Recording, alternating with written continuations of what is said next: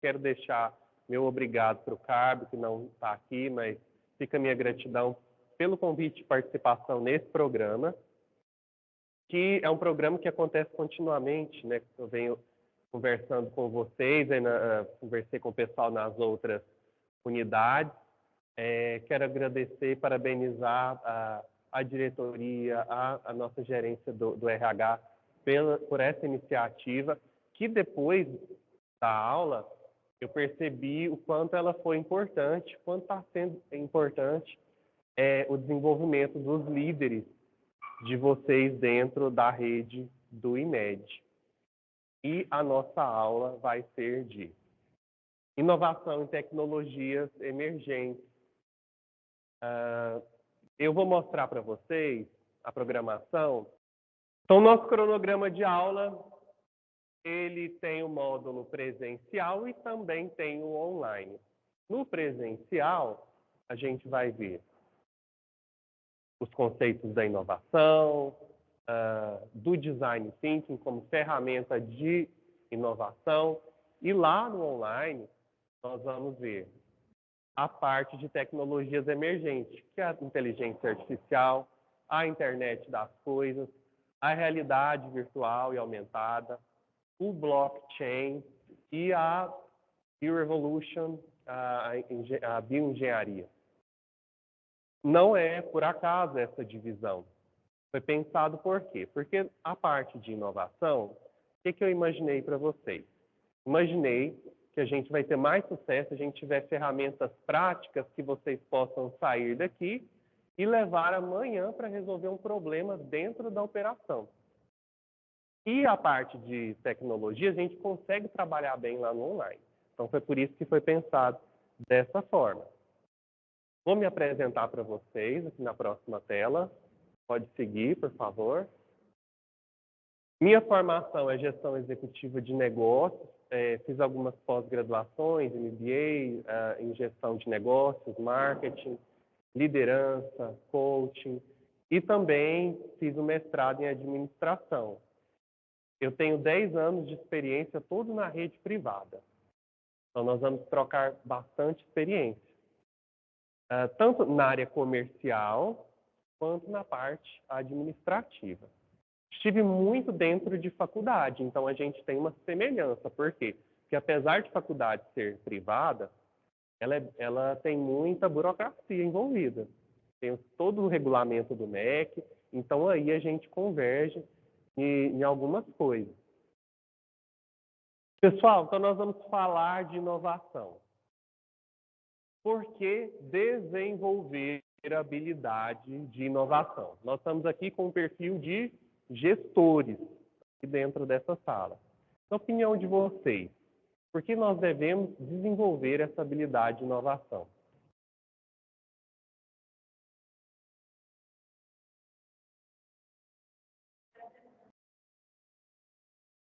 Agilidade, atender demandas do mercado. Melhoria contínua, né, dos processos. Acompanhar a própria inovação, né, que vem surgindo. E tem muita inovação por meio de que, principalmente? Muito, né? A tecnologia, ela vem explodindo. Mas porque agora a tecnologia, ela é desenvolvida pela própria tecnologia. Hoje, as máquinas criam, as tecnologias criam outras tecnologias. Como elas, em alguns pontos, elas são mais velozes do que a gente, então a gente teve esse boom exponencial aí de crescimento das tecnologias. Certo? Nós temos aí habilidades técnicas, a gente tem tecnologia que a gente tem que aprender, e a gente tem que aprender uma habilidade, uma soft skill, né? Quando a gente fala aí de inovação. Então vamos agora para a próxima tela, para a gente entender o porquê que a gente precisa aprender inovação. Quem conhece essa pirâmide aí dos níveis dentro da organização? Quem já viu? Nível operacional, nível intermediário, nível estratégico. Vou apresentar para vocês. Lá na base da pirâmide, a gente tem um nível operacional. Quando a gente está falando de gestão, a gente fala na base de supervisão, tá? A gente fala de supervisão. Quando a gente fala de gestão estratégica, dentro ali da pirâmide, a gente tem a base, o nível operacional, a gente tem a supervisão. E o que a supervisão ela vai cuidar? Olha lá. Aqui, ó, nessa outra área, eu tenho as habilidades técnicas, eu tenho as habilidades humanas e eu tenho as habilidades conceituais. São 3 tipos de habilidades que a gente tem que ter enquanto gestor. Esse lado de cá, ele conversa com esse lado de cá. As competências gerenciais que a gente precisa ter do chá. Lá no RH, no recursos humanos, na gestão de pessoas, fala-se muito no chá. Conhecimento, habilidade e atitude. Já viram falar nessa sigla? Chá, conhecimento, habilidade e atitude. Essas competências gerenciais, conhecimento que eu preciso ter é saber o que fazer. Então, eu tenho que saber o que fazer. Lá nas habilidades, eu tenho que realmente saber fazer, colocar aquele conhecimento em prática. É diferente, não é? Saber realmente fazer do que saber o que fazer. Vou mostrar para vocês que é diferente. Se eu falar para vocês como dirigir, passar todas as orientações e aplicar uma prova para vocês marcarem, questões objetivas, subjetivas, vocês vão conseguir responder a prova. Mas, será que quem respondeu essa prova consegue realmente dirigir? Não, por quê? Porque ele não tem a habilidade. Se ele tiver a habilidade, depois de ter o conhecimento, aí sim ele vai poder dirigir. E outra coisa é saber se a pessoa vai realmente dirigir e se quer dirigir. Aí eu estou falando de atitude. Então eu tenho que ter o conhecimento, eu tenho que ter habilidade e eu tenho que ter atitude para que a coisa aconteça. E quando a gente fala ali, ó, no meio do chá, a gente tem o H, de habilidade. Eu tenho 3 tipos de habilidades. As técnicas, quando eu falo no nível operacional de supervisão, olha, a habilidade técnica, ela toma ali, ó, quase todo o espaço. Então, a maior habilidade que a supervisão precisa é da habilidade técnica, que é o manuseio das coisas físicas e digitais agora também. Por que ele precisa da habilidade técnica? Ele precisa saber muito bem aquela função, porque é papel da gestão checar, supervisionar, conferir, ver se está fazendo certo, a coisa certa, na hora certa. Então, é papel da gestão fazer isso. Ele precisa ter também, aqui, ó, essa linha das habilidades humanas. Na supervisão, precisa de ter muita habilidade humana, olha lá. Habilidade humana é a habilidade interpessoal, que é aquela habilidade de lidar com os outros.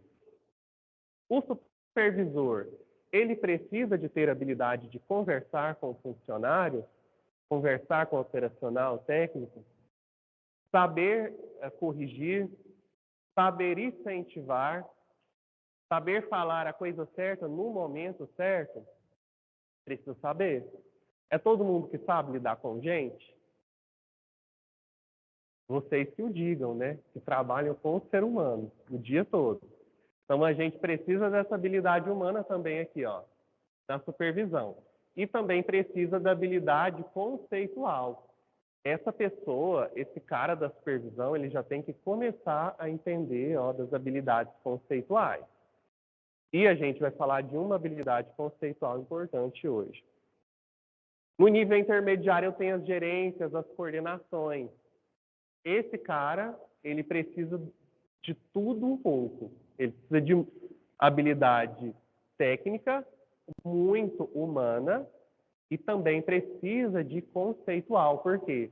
Porque ele está em contato com a diretoria, com a alta gestão, e ele precisa desdobrar a parte estratégica para o operacional. Então, é papel da coordenação, é papel da gerência fazer a ponte entre o estratégico e fazer com que se concretize isso lá no operacional. Temos um planejamento estratégico de 4 anos. Então, a diretoria ela vai trabalhar esse planejamento estratégico. Agora, se ele vai acontecer ou não, vai depender da capacidade da gerência e das coordenações desdobrarem isso para o operacional. E lá no operacional, checar se realmente está sendo feito conforme planejado. E o nível de direção, ele vai trabalhar muito aqui, ó. Um pouquinho com a parte técnica, muito com a parte humana, porque ele tem que engajar as pessoas naquele propósito. Isso é fácil? Engajar pessoas num propósito, numa visão, em algo que não é concreto, que não é material. Colocar vontade nas pessoas de fazer algo, isso é fácil? É uma habilidade muito desafiadora. E principalmente com a parte conceitual. Então, quanto mais eu quero ascender no nível da pirâmide, subir, mais eu tenho que desenvolver aqui a habilidade humana, mas também a conceitual, para que eu possa ascender e desenvolver na carreira cada vez mais. Quais são essas habilidades conceituais? Olha quais são elas. Nós temos, primeiro lá, o pensamento estratégico. Conseguir pensar no longo prazo, para daqui 4, 5 anos. Conseguir levar a organização para daqui 5 anos. Análise sistêmica. O que é isso? É saber que uma atitude tomada no meu departamento vai impactar e vai ter uma consequência lá no outro departamento do colega. Ter esse entendimento. O que acontece na recepção impacta dentro do consultório? Muito, total. Então, tem que ter esse pensamento estratégico que o que acontece lá na portaria acaba vindo refletindo numa cascata. E se eu tomo uma decisão dentro de um processo, no meu departamento, vai impactar lá para o financeiro. Então, essa é a análise sistêmica. Resolução de problemas complexos. Isso, quem está lá na parte da gestão estratégica, na diretoria, trabalha muito com a resolução de problemas complexos. Nós temos um orçamento X. Vai ser, vamos supor, de 1 milhão. Ok. Até o final do ano, esse é o orçamento para ser trabalhado, 1 milhão. Mas, nós fizemos o plano estratégico para 1 milhão. Mas, no dia 29 de dezembro, até o dia 29 de dezembro, só apareceu 800 mil até hoje. E aí, como que a gente vai fazer?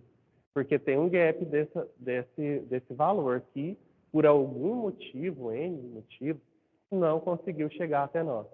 Então, aí nós temos problemas complexos para resolver. Inovação.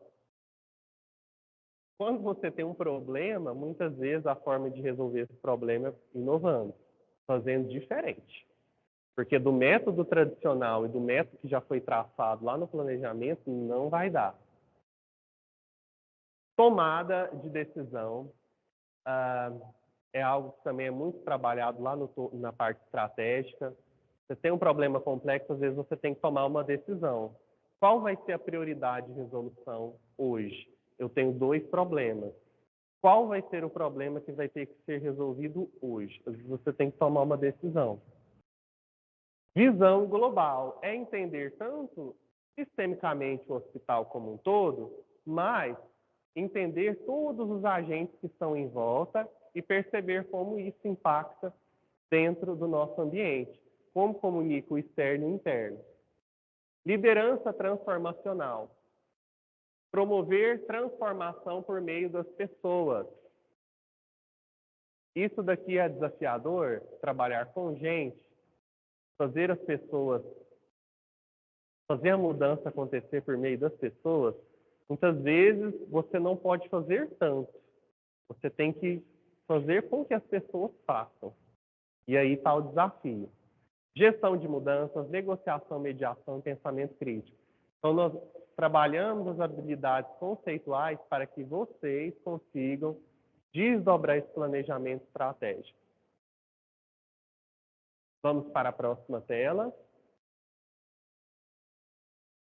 Próxima tela. A tal da inovação. Então, a gente pensa o seguinte: inovação é fazer qualquer coisa diferente. Mas, será que isso é inovação? Simplesmente ir lá e fazer diferente? Ah, vamos fazer diferente, pessoal. Vamos inovar, vamos fazer algo diferente. Mas será que isso realmente é inovação? Vamos entender. Na próxima tela eu mostro para vocês que invenção não é o mesmo de inovação. Olha o que a gente tem ali na primeira tela. O que é isso daqui? É uma manteiga de cacau, mas ela é uma manteiga de manteiga, de vaca, né? Para você passar na torrada para comer. Um cinto que mede, todo dia você checa. Ninguém quer esse cinto. Esse cinto foi condenado em todas as aulas. Ai, nossa, engordei 1 centímetro. 1 milímetro, meu Deus. Aqui dá para vocês verem, olha, um funil é um óculos que tem um funil na ponta para pingar o colírio. É para o paciente de glaucoma, para ele não errar. Aqui uma máscara para poder passar o batom. Não errar. E você não vai errar o batom. Vai ter que vender PNG. Eu falei ainda para outra turma, vai ter que inventar o H, que é o de harmonização. O próprio para harmonização. Guardador de banana. Made in Tupperware. Acendedor de cigarros com lupa. Esqueceu o acendedor? Não tem problema. Esqueceu o isqueiro? Olha aqui o acendedor. Vai para o sol. Se for, só não pode ser à noite, né? Se for à noite, aí a pessoa vai ter problema. Vamos para a próxima tela. Mas não basta novidade, é necessário que tenha um resultado. Primeiro eu tenho que ter ideia. Essa ideia, ela vai ter que se concretizar. Tem muita gente que tem um monte de ideia. Ah, eu tenho uma ideia daquilo, eu tenho uma ideia daquilo. Ai, Vânia, nossa, a gente podia fazer tal coisa. Nossa, mas podia tanto ter tal coisa. Então, campo das ideias. Mas realização, concretização mesmo, que é bom, na dica de nada. Temos que ter realização. Só que também tem que trazer um resultado. Tem gente que é até bom. Vai lá, faz. Ah, mudei aqui no meu departamento, ó. Resolvi o problema. Vai ser desse jeito. Mas aí atrapalhou todos os outros. Então não trouxe um resultado realmente efetivo. Então tem que trazer um resultado para nós. E esse espaço de inovação, ele precisa de 3 coisas. Então, para o projeto passar, o que tem que ter? Vou mostrar para vocês, para esse projeto passar. O que vai ter que ser composto esse projeto? A solução, ela está bem aqui no meio. Olha como ela é pequena, o espaço da solução. Primeiro, a gente tem que ter o quê? Nós temos que ter o desejo.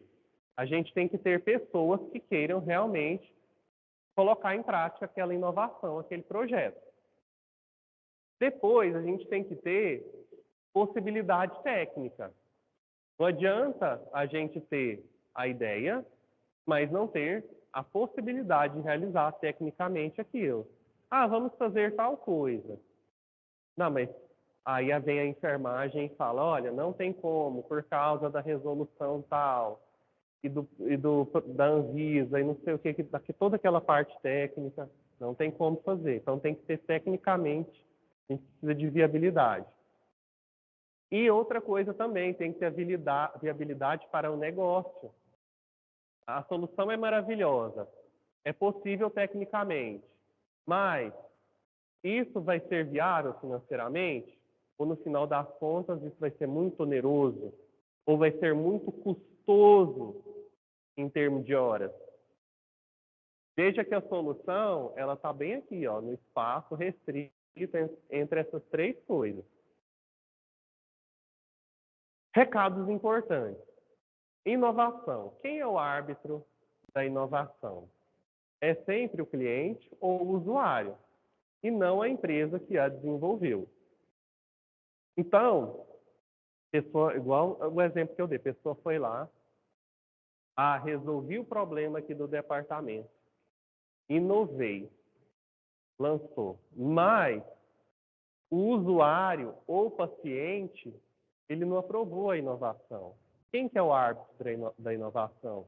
É sempre quem você está atendendo. É o seu cliente interno, é o seu paciente. Fez uma super inovação, o paciente não gostou, não aprovou. Então, isso não foi legal. Lá no departamento de recursos humanos, o cliente interno dele são os funcionários. Então, é o funcionário que é o cliente do RH. Lá no TI, são os usuários que usam o sistema. Então, eles que são o árbitro, né, da inovação. Nem tudo que é novo, criativo, curioso é uma inovação. Ela pode ocorrer em vários formatos, não apenas com um produto novo. Inovar implica obrigatoriamente a obtenção de um resultado, mas nem tudo que gera resultado também é uma inovação. Às vezes, simplesmente uma atividade ali do dia a dia. Thomas Edison, esse cara aqui, ele é um grande inventor? Há controvérsias, mas assim, no nome dele tem muita coisa, né? E ele também, ele tinha equipe, né? Então ele comandava. Então, dentro dessa equipe que ele trabalhava, saía ali muitas inovações, tem muitas patentes de inovação no nome dele. E olha o que ele diz, ele fala que genialidade é 1%. E inspiração genialidade é 1% inspiração e 99% de transpiração. Então, para a gente sair do campo das ideias e começar a fazer os planejamentos, a gente precisa de 99% de ação para poder realmente acontecer a inovação. Isso quem está falando é o Thomas Edison. Eu coloquei aqui um gráfico só para vocês entenderem como que é o processo da inovação. Uma forma simples, primeiro a gente observa, a gente pode ouvir, pode fazer pesquisa, encontra problemas, depois a gente vai fazer o planejamento, a gente vai escrever, vai submeter isso a um comitê, esse plano de ação, para depois a gente implementar. Qual que é a melhor forma de fazer isso? Olha aqui, ó, protótipos. Nós fazermos pequenas melhorias, porque a pequena melhoria eu faço rápido, eu erro rápido e eu resolvo rápido para poder passar para outro. Então, eu posso fazer algo grande em vários pequenos bloquinhos, vários pequenos blocos. Eu lembro minha mãe que ela queria fazer uma casa lá em Pirinópolis. E ela cresceu lá, os meus avós cresceram lá, tinha lá um pequeno, acho que não era nem um sítio, era bem pequeno, lá na zona rural. E aí 10 irmãos, né? Na hora que dividiu, virou um lote para casa. Aí ela queria fazer a casa. E ela foi e ficou muito tempo aquele lote lá parado. E ela teve um dinheiro, ela foi e fez a base da casa. Depois que fez essa base da casa, o negócio andou. Aí fez parede, aí de repente foi lá e cobriu, contrapiso, e terminamos a casa. Mas até que fizesse essa base da casa, que desse o primeiro passo, o negócio ficou parado muito tempo, né? Talvez porque ela pensava assim, não, vou ter que arrumar o dinheiro para construir essa casa. Então, quando você pensa assim, eu vou construir uma casa simples, eu vou pensar em 100 mil reais se eu construir a casa.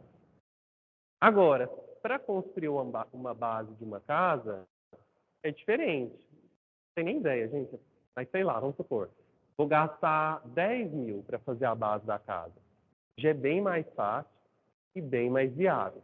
Dessa mesma forma, a gente consegue trabalhar com os protótipos, fazendo pequenas melhorias, mas que a gente consegue fazer rápido e entregar uma melhoria. O Bill Gates. Olha o que o Bill Gates diz para nós. É bom comemorar o sucesso, mas é mais importante prestar atenção às lições do fracasso. Isso é maravilhoso. Veio, a gente comemora, felicidade. Mas e os fracassos? É a gente observando o fracasso que a gente realmente cresce. Observando as lições, né, dos erros. Então, se a gente começa a fazer alguma coisa rápido, a gente erra rápido e a gente já conserta aquilo rápido. E eu vou mostrar para vocês as barreiras que nós temos da inovação. Falei de um monte de coisa que tem que inovar e que tem que colocar em prática, mas é fácil inovar na prática? Tem muitas dificuldades. Tem muitas dificuldades. Dentre elas, olha, tem algumas aqui, ó. Restrições de grupo, tecnológica. A gente precisa de tecnologia para inovar. Com a tecnologia que a gente tem hoje, às vezes a gente tem dificuldade, não é? Tem gente que tem mais facilidade com a tecnologia porque já nasceu na tecnologia, e quem não nasceu na tecnologia, ele vai ter que sentar, ele vai demorar mais horas para aprender. Então a gente já tem as restrições individuais de cada um. Social, quem teve mais acesso à tecnologia vai ter mais facilidade do que quem não nasceu com tanto acesso à tecnologia. Restrição organizacional, no caso, é inerente ao trabalho de vocês, porque é um órgão público, então você tem mais restrições. E da própria indústria, segmento da saúde, ele também tem burocracias, a indústria da saúde. Por quê? Muita regulamentação. Próxima tela, gestão da inovação. Então, a gestão da inovação, a gente vai administrar isso, como que a gente vai fazer? Nós vamos fazer o planejamento, o controle, a medição e a melhoria. A gente planeja, leva lá o planejamento para o comitê aprovar. Ao invés de falar, Vânia, tive uma ideia maravilhosa, agora tem um plano. Levou o plano, aprovou, o comitê aprovou, o que a gente vai fazer? A gente também tem que entender se aquilo vai trazer resultado. Então, é importante que no plano de vocês já tenha a indicação de como aquilo, como que vocês vão medir se aquilo deu um resultado ou não. Vou dar um exemplo simples. Uma pesquisa de satisfação. Leva para o usuário, para o paciente, colhe pesquisa com alguns e vê como que foi a receptividade. É uma possibilidade. E melhoria sempre. Design Thinking como ferramenta. Quem já ouviu falar em Design Thinking? Já ouviram falar? Poucas pessoas. É uma ferramenta emergente, tá? E, na verdade, ela é uma ideia, um modelo de pensar, tá? A ideia é entrar na vida do consumidor e procurar ditar comportamentos e necessidades futuros, experimentar novos pontos de vista e ter agilidade na produção da ideia, para aprender com erros e evoluir rapidamente. Então, agilidade é muito importante para o organismo público. Por quê? Porque ele, por natureza, ele já é travado. Ele tem burocracias que são necessárias. Na hora que a gente fala organismo público, na hora que a gente coloca aqui saúde, então, naturalmente, nós temos protocolos a seguir, processos. E se a gente tiver ferramentas que vai agilizar isso daí, a gente consegue ter mais resultados. Então, nós temos algumas vantagens de utilizar o Design Thinking. Permite que você investigue um problema para determinar a causa raiz, estimula o pensamento inovador e a resolução criativa de problemas, garante que o resultado do final ele atenda os objetivos e requisitos do cliente, do paciente, do usuário, do cliente interno, resulta numa experiência mais eficaz, informativa para alunos, colaboradores e aumenta também o ritmo de aprendizagem. Permite que você aprenda continuamente seu conhecimento. Menor risco reduzido ao explorar novas ideias, soluções, maior competitividade, soluções inovadoras, usuários mais felizes, reduz tempo de lançamento de uma nova ideia, de um novo plano, e pode ser aplicado em diversas áreas e aumenta a retenção e lealdade de colaboradores. Na área privada, foi feito um estudo na McKinsey e eles, depois do Design Thinking aplicado, eles perceberam aumento de 32% de receita e 56% a mais de retorno total, de ROI, de retorno sobre investimento das ideias aplicadas. Pode servir para criar um novo produto ou serviço, fazer com que as pessoas economizem água, por exemplo, resolver um problema social, atender uma necessidade de um consumidor, de um paciente, de um colaborador, de um funcionário, um usuário. Pode ser utilizado para inovar, melhorar o serviço que você já presta ao paciente, melhorar a comunicação interna com o paciente e extrair o melhor do colaborador. Então, ele está muito ligado ao empreendedorismo. Aí eu pergunto para vocês, o empreendedorismo, ele é somente para a área privada, para o setor privado?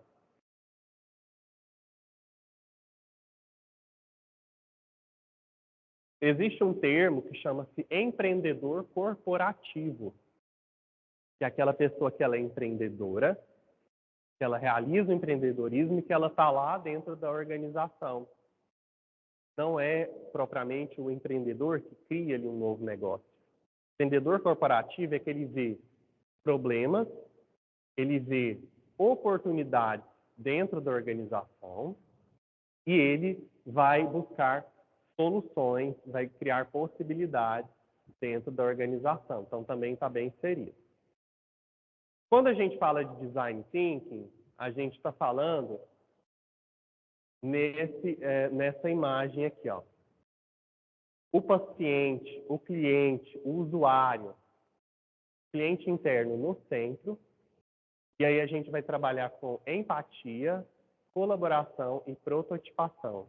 Primeiro, a empatia para entender a realidade daquela pessoa que eu estou buscando resolver o problema. Quais são os problemas que ele tem? Como que eu posso resolver esse problema? Colaboração. Então, isso vai ser realizado em equipe. E prototipação, onde a gente vai criar os pequenos projetos e implementando aos poucos para poder resolver o problema.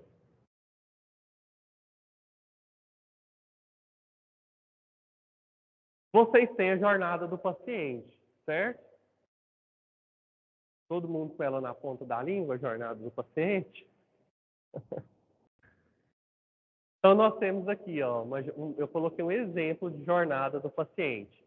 Então, a gente faz um exercício de empatia desenhando a jornada desse paciente. Coloquei aqui essa primeira etapa de pré-diagnóstico, início dos sintomas e da busca pelas causas de suas dores. Depois, busca pelo tratamento.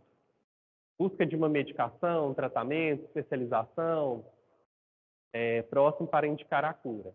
Depois, a primeira prescrição, diagnóstico médico, prescrição que coincide com as suas dores e início do tratamento. E depois a experiência com o tratamento, se ela foi boa, péssima, levando a aderência ou abandono. Esse aqui é um exemplo de jornada. Tem vários tipos, cada um desenha sua jornada. Eu trouxe um exemplo para vocês, para a gente expandir a nossa mente, tá? É um exemplo lá da Starbucks.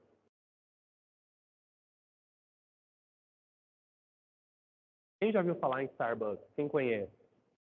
Erga a mão só para eu ver. Starbucks. É uma cafeteria, acho que ela é americana, essa cafeteria. E ela tem unidades no mundo todo, tem no Brasil. Acho que tem em Goiânia, Starbucks.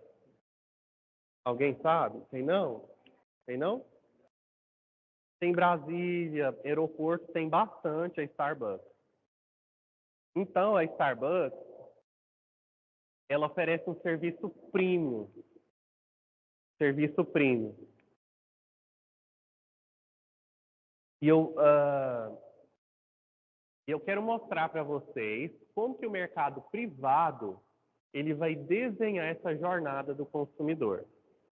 Para vocês entenderem a importância da jornada do paciente, do consumidor. Cada ponto de contato é muito importante nessa jornada.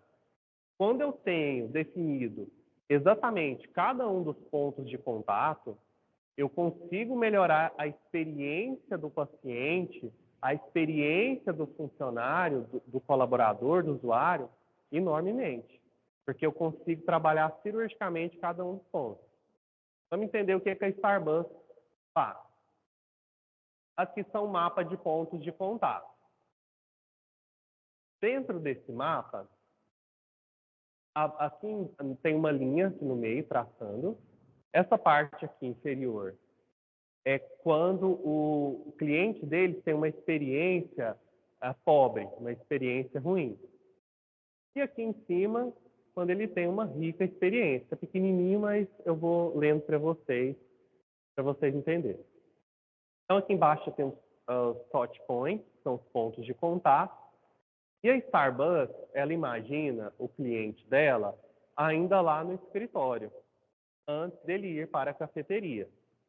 Então, ela pensa que ele está lá no escritório e aí ele vai para o carro se dirigir até uma cafeteria da Starbucks. Quando ele está lá no carro, aqui, ó, abaixo que eu falo, abaixo da linha da pobreza, tá, da experiência pobre, está a preocupação. Se ele está no carro, ele está indo para lá, qual que é a experiência que a Starbucks considera ruim para esse cliente? Se ele estiver preocupado, ele teve uma experiência ruim. Se ele estiver preocupado que ele está indo, que vai chegar lá, não vai ter estacionamento, que vai ter fila, que às vezes o ambiente vai estar barulhento, que até o trânsito vai estar ruim, então ele teve uma experiência ruim. Então, antes mesmo de chegar lá, a Starbucks já está pensando na experiência desse cliente. Ok, cheguei na Starbucks. Quando eu chego na Starbucks, eu vou entrar. Então, aqui tem o walk-in. Aqui ele está entrando, ele ainda não chegou na fila. Ele abriu a porta e colocou ali os primeiros passos dentro da Starbucks. Bem aqui embaixo, ó, ele vai ter uma experiência muito ruim se ele entrar e o ambiente estiver muito frio. Se estiver muito frio, ele teve uma experiência bem ruim. Olha como que está abaixo aqui no gráfico. Se tiver barulho, também está ruim. Ele entrou no ambiente, sentiu frio. Está barulhento o ambiente da cafeteria, então não está legal. Agora, se tiver agradável, ele entrou. Clima agradável, não tem barulheira, bacana. Está ali, ó, o neutro, ainda não teve uma experiência boa dentro da Starbucks. Agora, se ele entra e sente o aroma de café no ambiente, aí sim ele começa a ter uma experiência rica. Aí o cliente Starbucks começa a ter uma experiência memorável ali dentro. Depois ele vai para a fila. Chegou na fila, ele vai fazer o pedido dele. Vai ser atendido pelo funcionário. Se ele sentir no processo de linha de produção, linha de fábrica, próximo, próximo, próximo, então experiência ruim, péssima. Não é isso que a Starbucks quer para o cliente dela. Cumprimento falso, sorrisinho falso. Obrigado, senhor. Bom dia, seja bem-vindo, senhor. Então, péssima experiência. Não é isso que a Starbucks quer para o cliente dela. E aí ele vai pagar agora. Quando ele vai pagar, olha lá, o que está o ponto mais alto aqui, ó. Polite, a pessoa, se ele tiver um atendimento cordial, bem agradável daquele atendente, então ele teve uma rica experiência. Depois que ele paga, ele vai se sentar. Se ele vai se sentar e ele se sente confinado, a pessoa geralmente ela vai para Starbucks, ela vai tomar o café e ela aproveita para pegar o notebook, para poder responder alguns e-mails, fazer alguns atendimentos. Então, ele vai ter um momento ali durante aquele café. Se tiver apertada a cafeteria, se ele se sentir confinado, ele teve uma experiência pobre, ruim. Não é isso que nós queremos. Se, nesse momento que ele vai tomar a bebida, agora, olha lá, agora que ele vai beber café que ele pediu. Se tiver numa boa temperatura, ótimo, experiência riquíssima. Se tiver frio, não está legal. E se estiver gostosa, boa bebida, então aí ele teve uma excelente experiência. Mas ainda não termina por aqui. Existe mais um ponto de contato. Ele vai trabalhar ali dentro. Ele está trabalhando, se tiver Wi-Fi livre para ele, então, excelente experiência que ele está tendo naquele ambiente. Depois disso, ele vai sair. Então, se ele for sair e tiver ali uma boa despedida, né? Alguém se despediu, cumprimentou ele, volte sempre. Então, ele teve uma boa experiência. E lá no carro dele, ele vai fazer uma reflexão. Se ele pensar que teve um bom momento, que a bebida estava boa, aí sim ele teve uma experiência rica ali dentro da Starbucks. Então veja como ela mapeou cada um dos pontos. Se tiver problema, ela vai resolver cirurgicamente ali, dentro daquele ponto de contato. Dentro do que eu falei aqui, vocês já conseguiram imaginar pontos de contato do paciente dentro do hospital? Muitos pontos de contato, né? Que dá para vocês trabalharem. Por exemplo, quando o paciente ele está vindo de carro, ele já está na rua do hospital, já é um ponto de contato. Ali já está acontecendo alguma coisa. Por quê? Porque ali ele está preocupado se ele vai estacionar, se ele não vai estacionar. Ele não sabe se tem estacionamento dentro do hospital, muitas vezes ele não sabe. Ou se o atendimento vai demorar. Se aquele é o lugar certo, se a entrada é por ali, se ele deveria estar indo ali mesmo, indo para o posto de saúde ou para o CAS, né? Então, ele não sabe. Então, tem várias coisas que acontecem naquele momento.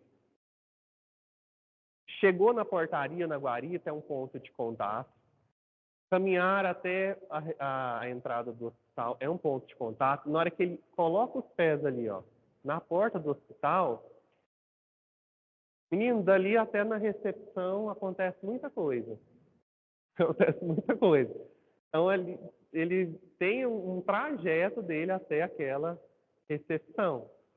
Então, nós temos vários pontos de contato. Nós vamos fazer aqui um exercício de jornada do paciente, tá? Como que nós vamos fazer? Aqui são 5 etapas que nós temos.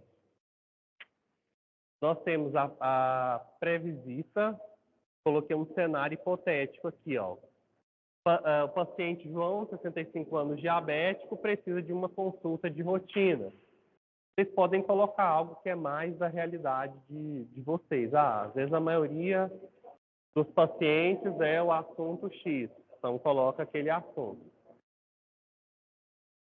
Eu coloquei essa linha aqui embaixo porque se vocês quiserem alterar o cenário, vocês podem alterar e colocar um outro cenário. Como o João agendou a sua consulta? Vocês vão colocar, olha lá. Vocês vão colocar um cenário positivo, de experiência positiva, um cenário neutro e um cenário negativo. Muitas vezes a gente coloca o cenário positivo quando simplesmente foi ok. Não. O cenário positivo é quando realmente o paciente ele vai falar, nossa, que experiência positiva. Olha lá. Então, para o cenário positivo, o que o paciente tem que exclamar? Ele tem que falar, que experiência positiva. Um atende uma experiência neutra e uma negativa. Então, aqui são os desfechos, os resultados. Tá? Aí depois tem o 2, o 3. Simulação de consulta. Como que seria na simulação de consulta, né, no atendimento clínico, uma experiência positiva, uma neutra e uma negativa? Eu coloquei aqui alguns exemplos, né? Na verdade, olha aqui, ó. Quem atendeu o João? Aí tem o seguinte, ó, escolha: médico experiente, enfermeira recém-formada, técnico de saúde. Ou seja, esse aqui, ó, coloquei a inteligência artificial para criar um exemplo, preconceituosa. Tá vendo que a tecnologia ainda não substitui o ser humano, né? Eu colocou aqui, ó, enfermeira recém-formada. Quanto tempo durou o atendimento e como foi a interação?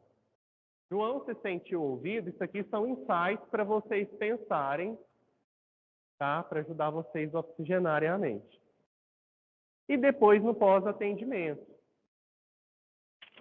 O cenário positivo, o neutro e o negativo.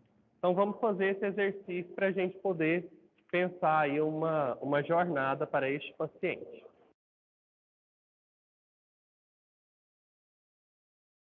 Mapa da empatia. Maria, 58 anos, viúva aposentada. Diabetes tipo 2, hipertensão. Contexto socioeconômico, baixa renda, dependente do sistema público de saúde. Aí nós vamos elencar 5 pontos sobre a Maria. O que ela vê, o que ela ouve, o que ela realmente pensa e sente, o que ela diz e faz de fato, e quais as dores de Maria. E também o sexto, ó, quais os ganhos que Maria busca. Então, o que Maria vê? O que Maria vê dentro do ambiente, quando ela entra dentro do ambiente? Nós vamos imaginar dentro do contexto de vocês mesmos, do hospital. A gente descreve o que ela vê. Na sociedade, o que a Maria vê na sociedade?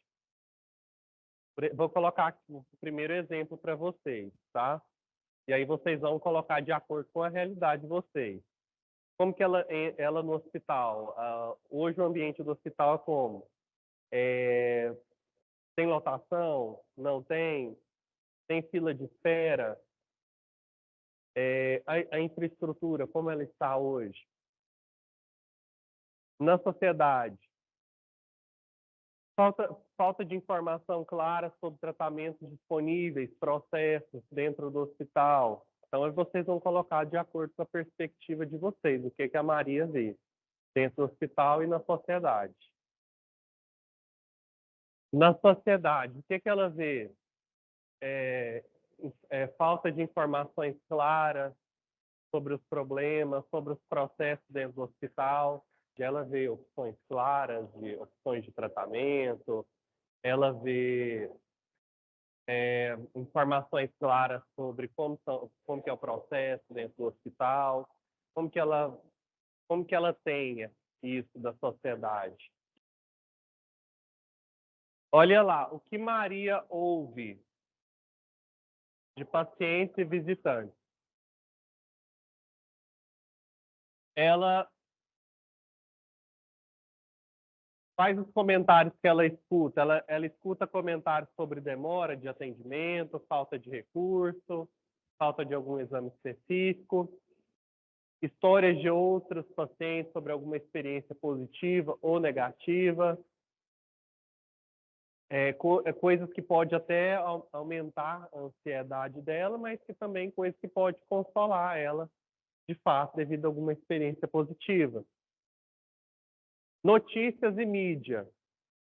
Aí na mídia, relatos frequentes sobre desafios no sistema de saúde, falta de financiamento, greves, né, de profissionais, novas políticas, tudo que pode afetar o acesso ao tratamento.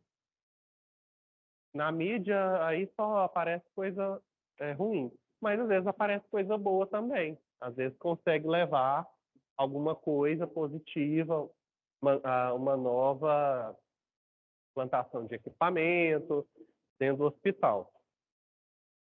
O que a Maria realmente pensa e sente? Medo de não receber o tratamento adequado? Preocupação com a sua saúde?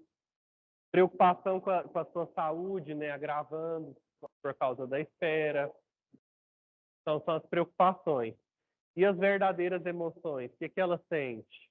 Frustração com a falta de recurso, uma ansiedade sobre a condição de saúde, insegurança, uma sensação de abandono, vulnerabilidade. O que ela faz, né? Comportamento. O que a Maria faz?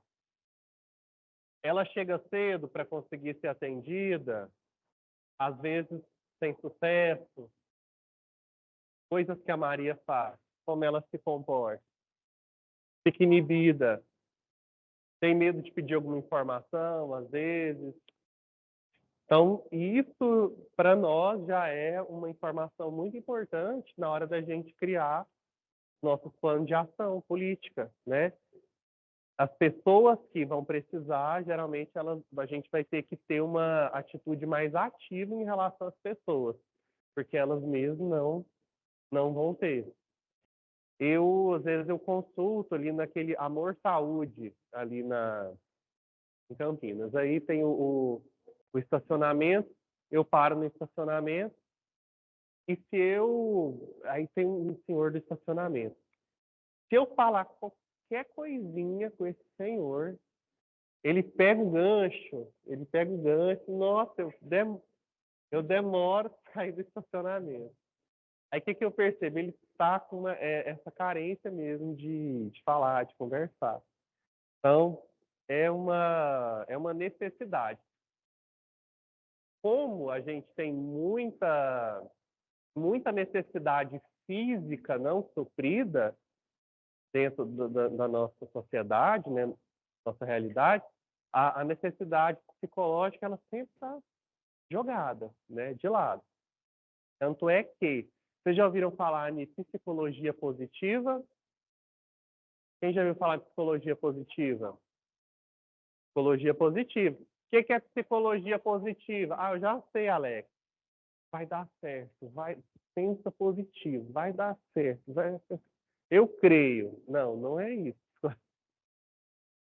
Você pode, acredite. Não é assim que o pessoal fala, coach de internet. Eu fiz formação em coach, até tirei lá da biografia lá do currículo, porque, meu Deus, né? Muita gente entrou, saturou, virou bagunça, né? Logo eu saí pela tangente. Então, o que é a psicologia positiva? Psicologia positiva é o seguinte, lá em 1950, né? O pessoal teve as grandes guerras, e aí, beleza, terminou a Grande Guerra, aí o que aconteceu? Veio o pessoal mutilado para casa, físico e emocionalmente. E E essas pessoas com seus filhos, netos, né? E aí teve muito estudo de psicologia, mais para tratar as condições patológicas, a doença, de fato. Mas é recente o estudo da psicologia para quê? Para a felicidade. Para a felicidade.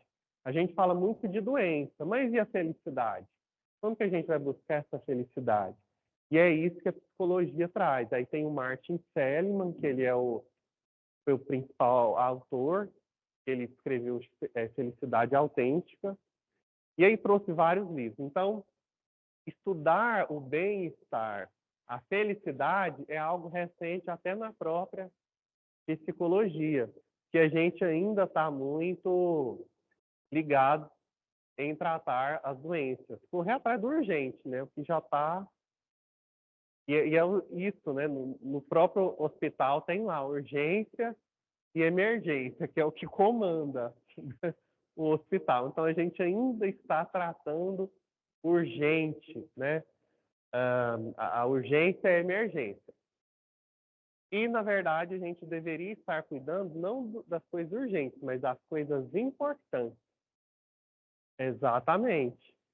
Dentro da matriz de gestão do tempo, a gente tem o urgente, o importante e o circunstancial. O urgente, vou colocar para vocês. Até na hora de vocês fazerem os planos de ação, vocês têm que entregar, cadê o... Se eu precisar. Vou colocar aqui a matriz de gestão do tempo para vocês. Aí. Linda essa pizza, maravilhosa. Aqui eu tenho urgente. Aqui eu tenho importante.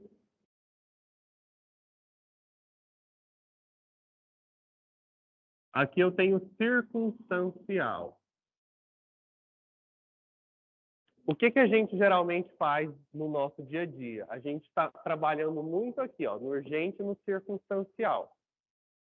Urgente são coisas que elas têm que ser feitas, porque se não forem feitas, elas vão gerar um prejuízo, ou têm que ser feitas para que seja entregue um resultado, e elas já não têm mais data. É agora. Tem que ser feito. Circunstancial é aquilo que não vai entregar nenhum resultado ou que não vai gerar nenhum prejuízo. Circunstancial pode ser importante, às vezes para um terceiro, para outra pessoa que não tem nada a ver ali com aquela atividade, com aquele grupo. Então, circunstancial, ele é algo que não vai nos levar a lugar algum, mas que no nosso dia a dia a gente está cheio de tarefinhas circunstanciais. Por exemplo, checagem de redes sociais é algo circunstancial. Urgente. Urgente é o seguinte: nós temos que fazer uma atividade X, é hoje, acabou o prazo, vai ter que fazer. Ou então uma pessoa chegou, chegou uma solicitação lá da diretoria, tem que fazer isso aqui agora. Urgente, vou ter que fazer. Importante é o que vai me dar um resultado e que eu tenho uma data para poder fazer. Por exemplo, eu tenho 30 dias para poder entregar uma atividade que vai trazer um grande resultado para nós. Então, isso aqui é importante. Vai trazer o resultado e tem data. Nós deveríamos estar com a maior parte do nosso tempo resolvendo as coisas importantes. Mas, geralmente, a gente está aqui, no urgente e no circunstancial. Oi? E isso, exatamente, é isso. Esse daqui, a tendência, ele vai vir para cá, se você não resolver. Se você fica só aqui, aí as pessoas ficam assim, vou esperar o importante virar urgente, para eu poder fazer. São os viciados em adrenalina. É o vício em adrenalina. Aí espera esse chegar aqui, para poder resolver. O ideal é nos planejarmos, fazendo fragmentado. Vai ter que fazer, sabe que vai fazer? Então, comece a fazer para não deixar isso ficar urgente. Qual que é o prejuízo de trabalhar sempre no urgente? Vai ficar igual a Dona Maria. Qual que é o problema dela? Diabetes, tipo 2, hipertensão, viúva. Gente, olha que pergunta massa, a pergunta da Laila. A Laila me disse, Alex, como fazer a virada de chave na questão da gestão do tempo? Por quê? Eu quero fazer as coisas, mas eu sempre estou aqui naquele índice de que preciso. Primeira coisa, eu tenho que quebrar esse hábito. Você tem um hábito. Para a gente quebrar um hábito, a gente coloca outro no lugar dele. Um hábito, ele se forma depois de uma constância de ações. Você faz, você tem disciplina, fazendo, até se tornar um hábito. Aí você começa a fazer aquilo automaticamente. Quem dirige sabe que você dirige sem pensar. Por quê? Porque aquilo se tornou um hábito. Não precisa pensar para dirigir. Imagina se você tivesse que ficar pensando, era o eterno sofrimento. Igual quando a gente está aprendendo. Então, quando eu repito muito, faço ser hábito. Até lá, eu sofro, primeira coisa, é ter consciência do esforço que será feito e o sofrimento inerente ao esforço. Beleza. Como que diminui o sofrimento? Técnica. Se eu coloco técnica e facilidade, eu diminuo o meu sofrimento. E sempre pontuar para observar as minhas pequenas melhorias, os meus pequenos ganhos no dia a dia. Então, você pode fazer, por exemplo, uma técnica de diário de bordo. Todo dia, você anota um ganho que você teve. Aí isso você vai te motivar, é a gasolina, porque vai ser um trajeto difícil. Envolve muitas coisas. Interessante, avaliar junto com o psicólogo para ver se não tem, por exemplo, um transtorno de déficit de atenção, né? Porque isso, aí se tiver, você vai ter que fazer uma terapia ali, cognitivo-comportamental, você vai ter que fazer um tratamento medicamentoso. Não adianta. Se tiver alguma coisa fora de questão de organização mesmo, não adianta. Posso dar 10.000 ferramentas aqui para você. Não vai resolver seu problema. Você vai ter que ir lá e fazer um tratamento para ele te dar condição de você se organizar, tá? Mas é isso. Então, o que, que você vai fazer imediatamente? Então, olha lá. Eu vou passar uma ferramenta para você conseguir. Todo mundo pode usar. Eu já utilizei, eu gosto muito. O que, que vocês vão fazer? Pode pegar blocos de nota, ou então pega papel, pode ser rascunho, corta, faz quadradinhos assim. Vai lançando as atividades. Vai lançando as atividades nesses papéis. Deixa do lado da mesa. Por quê? Porque toda hora lembra de alguma coisa que tem que fazer. Vai acumulando até você anotar tudo que você tem que fazer. Aí na hora que você concentra agora eu já tenho tudo que eu preciso fazer. Aí você organiza, aí você consegue jogar isso numa agenda. Você pega os papéis e vai lançar na agenda. Aí você classifica. O que é urgente, que eu tenho que fazer agora? Separa na pilha. O que é importante?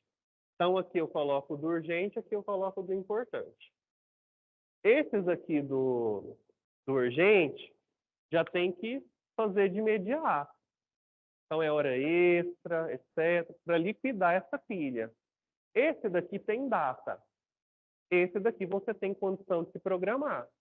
E aí você criar uma agenda. Hoje, eu tenho uma agenda e funciona para mim mais papel do que online. E funciona para mim uma agenda macro. Eu tenho a agenda detalhada, que você vai escrevendo hora a hora.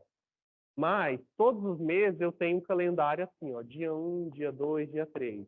Para mim funciona mais eu ir na agenda macro e eu lanço lá os pontos importantes daquele dia para eu conseguir me organizar. Mas tem gente que consegue ir ali naquela agenda de hora. Eu não consigo, não. Eu vou na agenda macro mesmo e coloco as coisas mais importantes. Então, eu faço assim, essa do papel até hoje, na hora que dá uma acumulada, eu vou para os papéis. Cada papelzinho é um, você faz e depois organiza. Não, é só mesmo para desafogar a cabeça. Quando você lança no papel, olha lá o que acontece. Quando eu estou com tudo na minha cabeça, eu estou com 10 atividades. Qual que é o meu sentimento? Ansiedade. Por que a importância de anotar nos papéis? Olha lá, por que a importância de anotar nos papéis? Quando você, vamos supor, a pessoa está desorganizada. Ela está desorganizada, ela tem 10 coisas para fazer, essas 10 coisas estão na mente. Ela está aqui correndo. Ela está correndo e tem gente chegando aqui jogando mais. Só que ela está lembrando de 10. Então, o que ela faz? Ela desafoga o pensamento. Porque a partir do momento que ela anotou, acabou aquele medo de e se eu esquecer? E se eu deixar de fazer? Anotou, aí ela tem a segurança de que está sob o controle. E ela consegue até desempenhar melhor. Então anota um por um, porque aí depois você vai fazer a organização das atividades. Beleza? Fechou. O que vocês vão fazer agora? Nós temos aqui as etapas do Design Thinking. Primeiro é uma etapa de pesquisa, onde a gente identifica problemas. Para entender, descobrir problemas, a gente pode fazer pesquisas aprofundadas, questionários. Podemos utilizar Big Data. Vocês sabem o que é Big Data? Big Data são grandes acumulados de informações.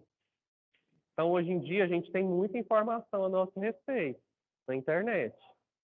Quem nunca pegou um GPS, quer dizer, quem nunca pegou um celular, tirou o carro da garagem e ele falou assim, ó, 15 minutos para o trabalho.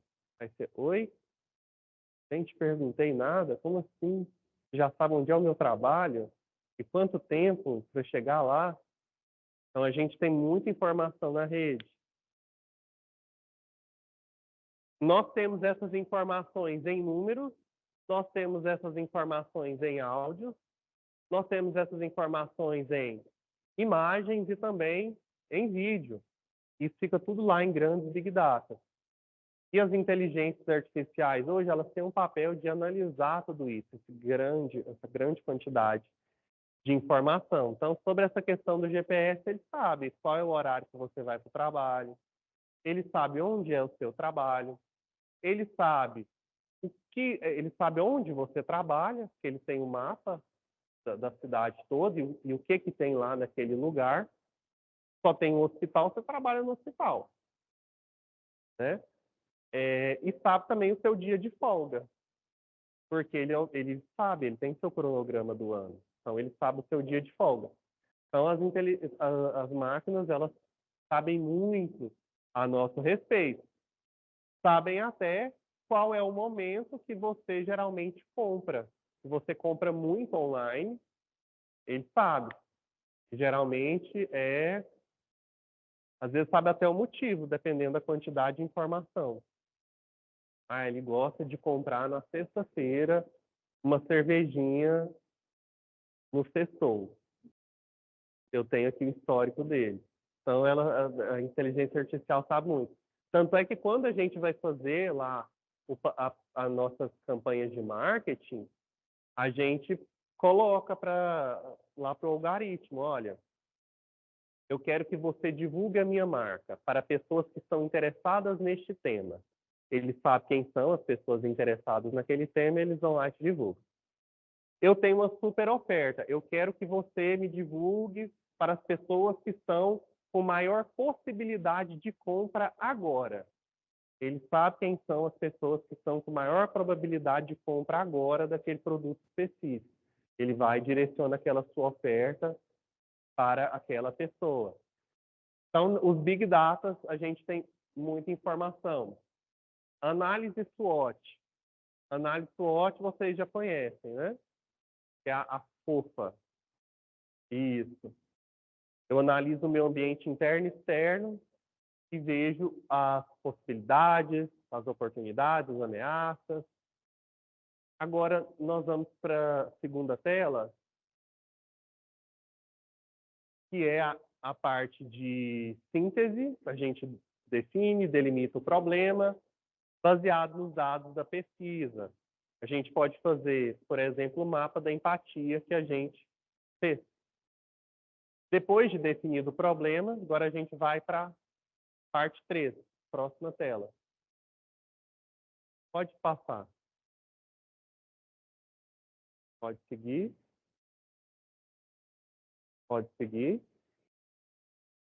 Certo. Desenvolver e criar hipóteses. Nós temos ferramentas para isso. Vamos escolher uma, vamos utilizar o brainstorm. Primeira coisa, a gente identificar o problema, baseado aí no que vocês fizeram. Vamos identificar um problema para a gente poder criar aqui as possibilidades de solução. Pessoas, olha lá. Vocês já trabalharam com a ferramenta de brainstorming? Já trabalharam? Trabalharam com a ferramenta de brainstorming? Ferramenta de brainstorming, vocês já trabalharam com essa ferramenta?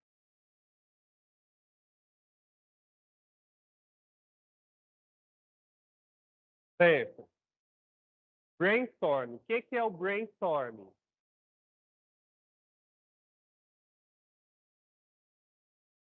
O que é o brainstorming? Brainstorming é tempestade de ideias. É uma ferramenta para a gente poder extrair o máximo de soluções para problemas.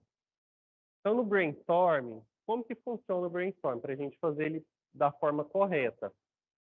Primeiro, eu tenho um momento de chuva de ideias. Nesse momento de chuva de ideias, a gente coloca aí uns 3 minutos, 5 minutos de chuva de ideias. Nesse momento, a gente recebe as ideias somente. Então, nesse momento, a gente não pode julgar as ideias, somente receber. Ah, já sei. Contratar 50 médicos. Ah, mas olha, essa não dá certo, sabe por quê? Por causa disso, disso, disso, disso. Então, a gente não vai julgar, não vai contrapor, não vai colocar o obstáculo. Por quê? Porque no momento de chuva de ideias, não pode ter nenhum tipo de julgamento. Um julgamento, o que ele faz? Ele vai inibir a criatividade. E é o momento de explorar o máximo da criatividade. Aí a gente vai ter as ideias, as mais loucas, mas nós vamos ter todas as ideias possíveis. E aí a gente lança. Aí depois vem o momento de julgamento dessas ideias, onde a gente vai definir, não, olha, isso daí já muito fora. Agora, essa ideia é muito boa, vamos separar. E aí depois a gente vai para uma etapa de prioridades. A gente vai classificar o que é menos complexo e que traz mais resultado para a gente poder fazer um plano de ação. Aí nós vamos ter essa terceira etapa. Então, nós vamos começar com a chuva de ideias. Qual é o problema que nós temos? É a demora no atendimento médico, no primeiro atendimento médico, que vocês elegeram, elencaram. E agora eu quero a chuva de ideias, onde vocês vão dar as sugestões e a gente vai encher aquele quadro. Beleza? Então vamos começar. Mais médico. Só chuva de ideia. É quase irresistível, né? Só chuva de ideias. Mais enfermeiros, parceria com a prefeitura. Médicos mais experientes, diminuir rotatividade. Médico. Que mais? Que mais? Mais estrutura? Qual específico? Mas alguém falou de estrutura, mas é o quê? Cadeira? É cadeira para o paciente sentar? Mais espaço físico. Agora, gente, olha lá. Ações e medidas que, dentro dessa equipe aqui, podem ser tomadas dentro da autonomia dos gestores, né, que estão aqui, que podem ser tomadas, que a gente vai ter um upgrade na questão de melhoria no tempo de atendimento. Ajustar a escala, o que mais? Melhorar a comunicação visual. O que mais, gente? O que os funcionários de vocês falam? Lembram? A linha de frente dá muita dica. Eles falam muito. Reclama também, mas também contribui. E o que mais? O que a gente pode fazer? Aumentar a equipe administrativa, aumentar a equipe operacional. Mas vamos colocar sugestões. Sugestões. Depois a gente coloca o obstáculo. Aí depois a gente vai falar, jogar o BS funcionando no município. O que mais que a gente pode fazer?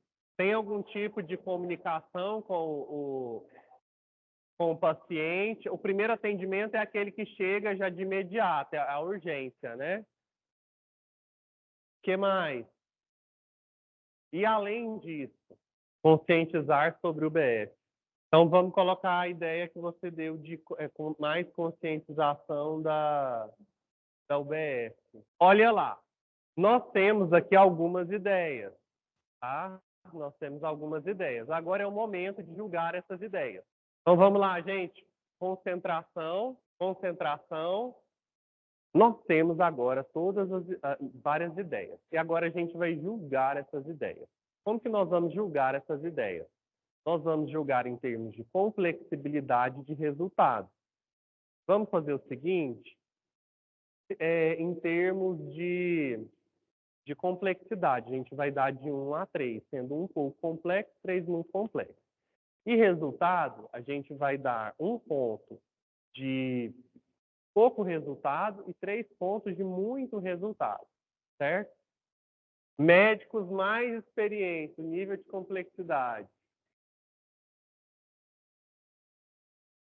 E em termos de resultado, okay. Mais especialistas.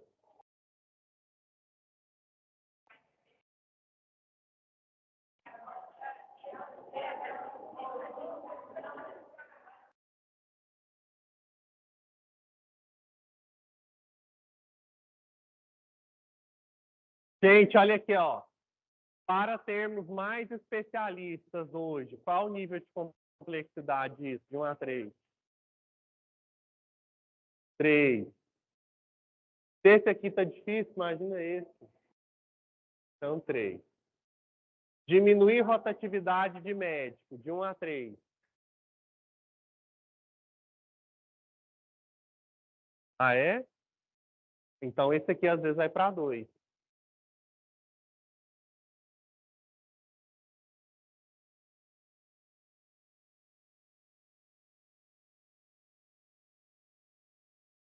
Entendi. Então, olha lá. Então, isso aqui é 2.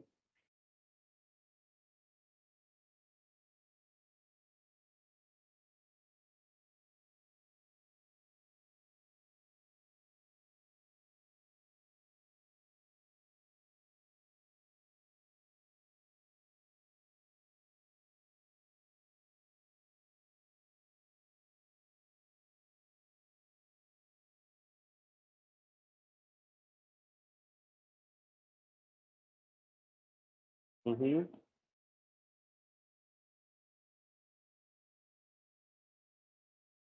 Então, especialista, o resultado seria 1, 2 ou 3? Mais especialista. 2. Diminuir rotatividade de médico.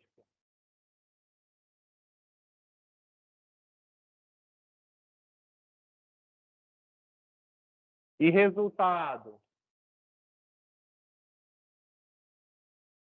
1 ou 3? Se diminuísse a rotatividade do médico, ia fazer diferença?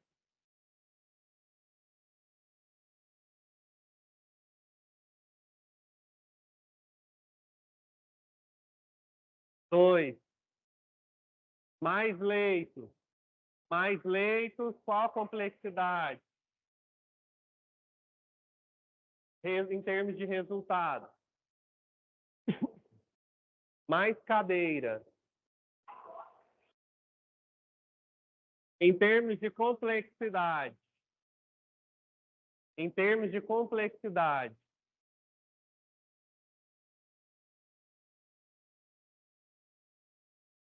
E o resultado de ter mais cadeira? 1. Ajustar a escala de médicos. Qual a complexidade de ajustar a escala de médicos? Em relação a tudo isso aqui, qual que é a complexidade de ajustar a escala de médicos? Comparado a esses outros aqui?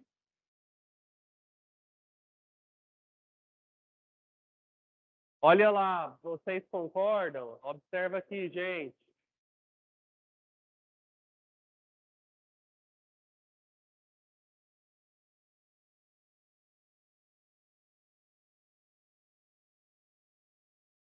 Esse daqui, ó, ajustar a escala de médicos em comparação aos outros, ele é tão complexo quanto 3?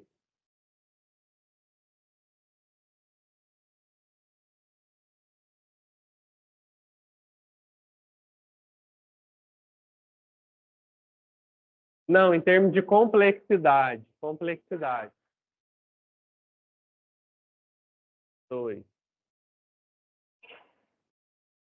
É 1. Então,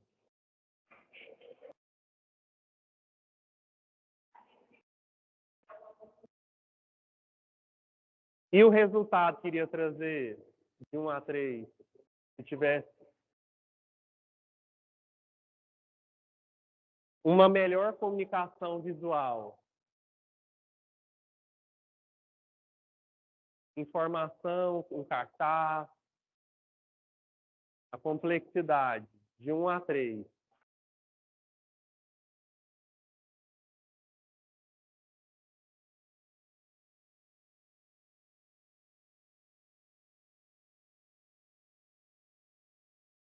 Gente, comparado aos outros, é uma melhor comunicação visual. 1 a 3. 1, 2 ou 3.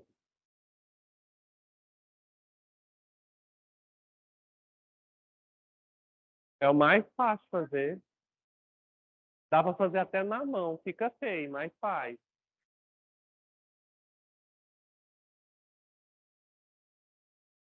Né? Comunicação, tanto uma pessoa quanto...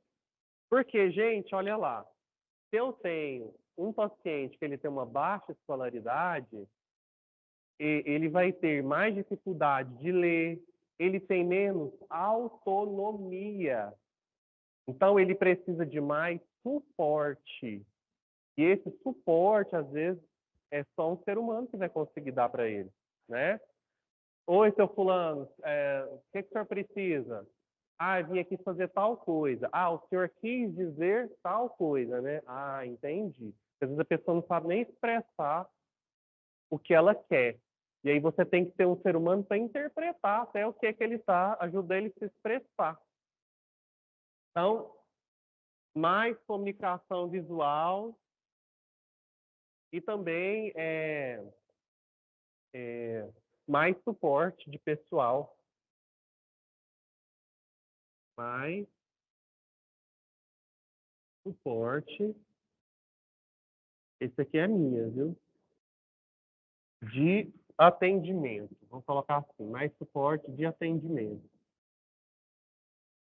Seria realmente para conversar com essas pessoas da forma correta e às vezes até conseguir esclarecer coisas para essas pessoas, né?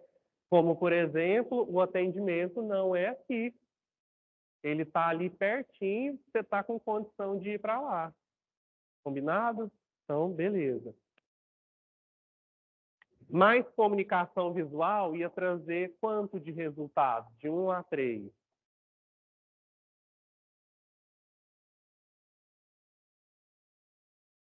Mais comunicação visual, 1. UBS funcionando. A complexidade das UBS, 3, né? Mais 3 de resultado. Conscientização da população sobre as UBS. Complexo, né? E o resultado seria 3, né? Mais suporte de pessoal atendendo 3, complexidade.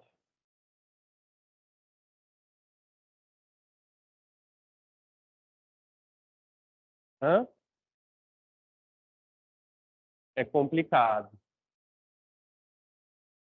E o resultado seria 3, né? Ok. Olha lá. Agora, vocês já escolheram logo o problema mais desafiador, né, para resolver. Mas vamos analisar aqui os resultados. Vou tomar o meu gole d'água aqui, né, porque já falei muito. Agora a gente vai analisar os resultados.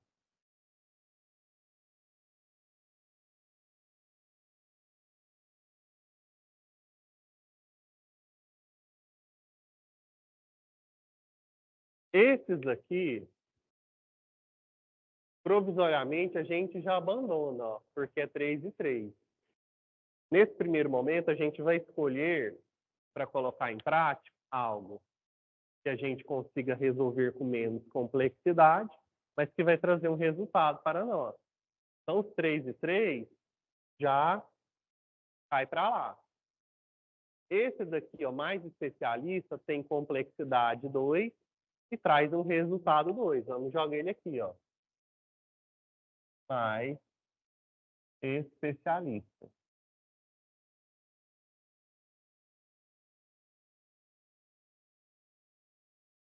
Mais cadeira é fácil, mas só piora. Ajustar a escala de médio. Ajustar a escala.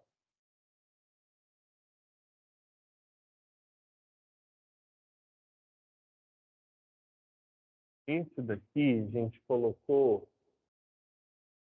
2 mais 2. Esse aqui, colocamos 1 mais 3. E depois, mais comunicação visual. E sobrou, gente, que dá para escapar esses dois aqui, ó. Mais especialistas de ajustar a escala. Sendo que esse é o menos complexo e que vai dar mais resultado. Seria ajustar a escala de médio. Então, o que, que a gente vai fazer aqui? Vou fazer junto com vocês, porque eu sei que essa hora vocês já estão cansados. Já também já a gente está quase finalizando.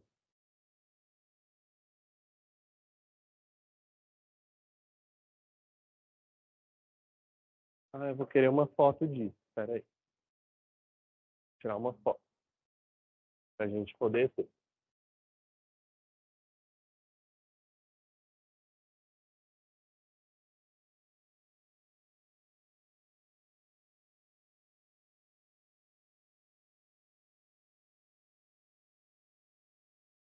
Agora nós vamos.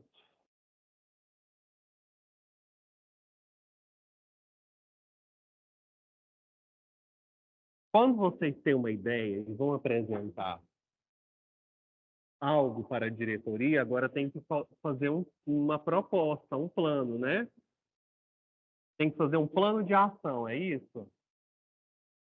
Como que vocês vão fazer esse plano de ação? Já tem um padrão?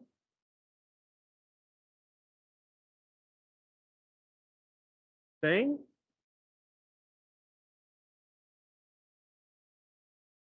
Então, não tem.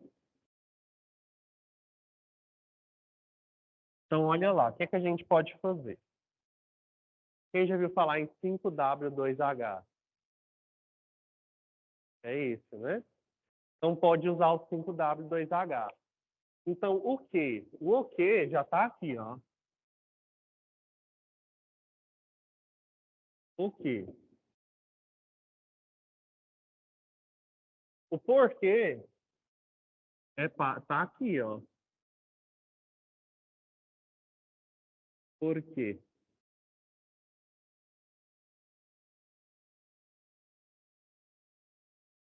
Diminuir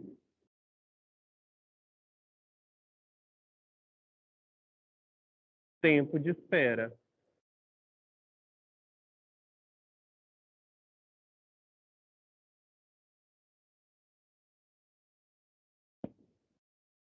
Agora, nós precisamos definir quem é que vai fazer isso, ó. Olha o quem aqui. Depende de quem para poder fazer isso. Qual é a área responsável?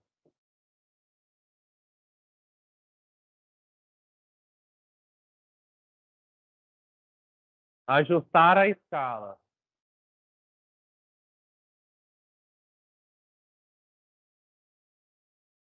Diretor médico.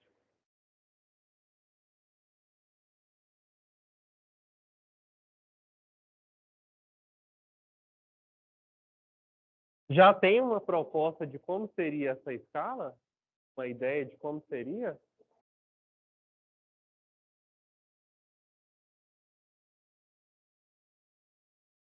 E aí, quem que faria esse levantamento?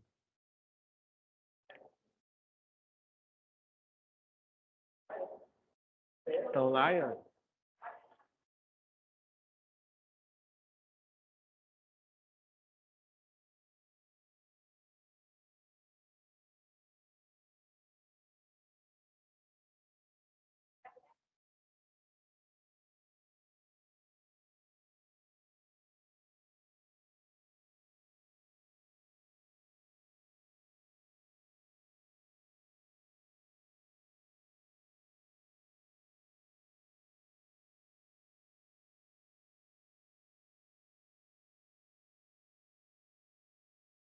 isso. Aí, quem que pede isso para a Laiane ou até formalmente? Diretor técnico. Certo. E quem que pede diretor técnico?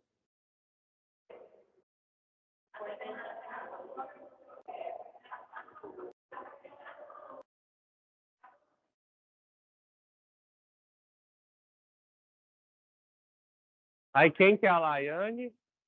A Laiane.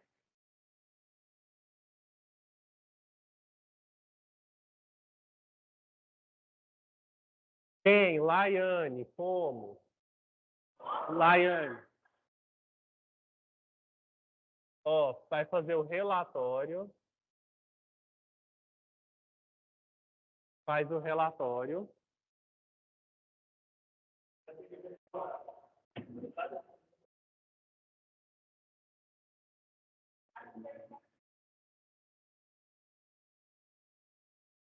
Monta a proposta.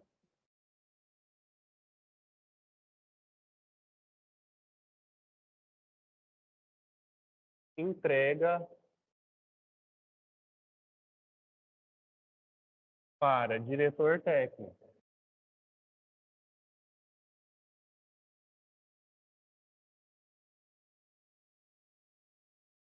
Aí, o que que tem que fazer? Tem que pegar. Qual que é o processo formal? O processo formal não é agora apresentar o plano de ação? Então, pega o plano de ação, leva para a diretoria, para o comitê aprovar. O comitê aprovou, aí já tem um aval, até mesmo um endosso melhor para ser apresentado a esse diretor técnico. Por quê? Porque percorreu um caminho formal dentro da organização. Fica melhor até a apresentação. E aí vai para lá. Então, esse é o quem, o como, aí o quando. Aí quando pode ser feito?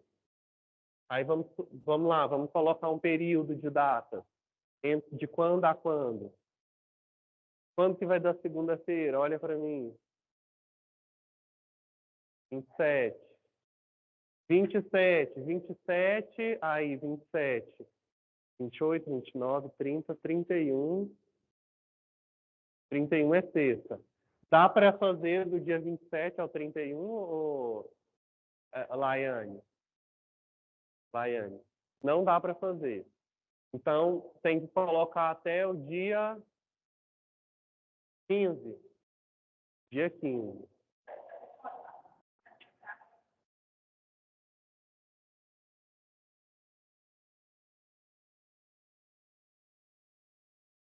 Aí, ó, 27. Vai custar mais dinheiro? Vai custar mais dinheiro? Tem algum tipo de custo?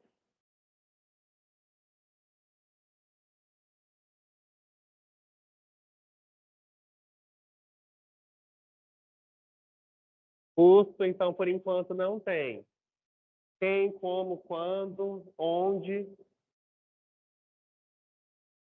Qual é o setor da Laiane? Pronto-socorro.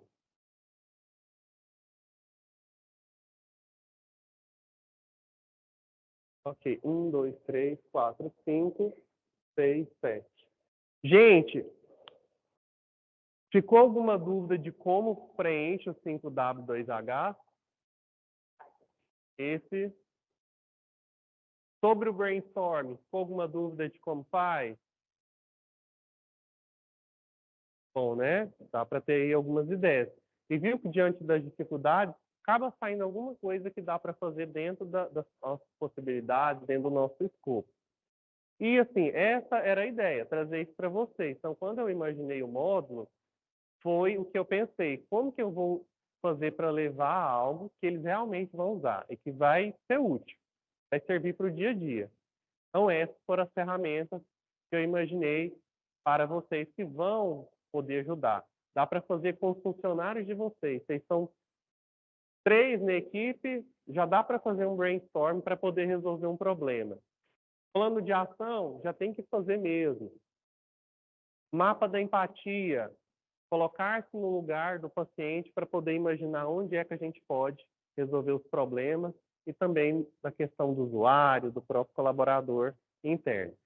Pessoal, então assim, gostei muito de estar com vocês nesse dia. Gostei da interatividade, da participação, do empenho, do engajamento de vocês dentro do módulo. E ainda temos mais, ainda vou ver vocês no módulo online. Muito obrigado e até mais. Até a próxima.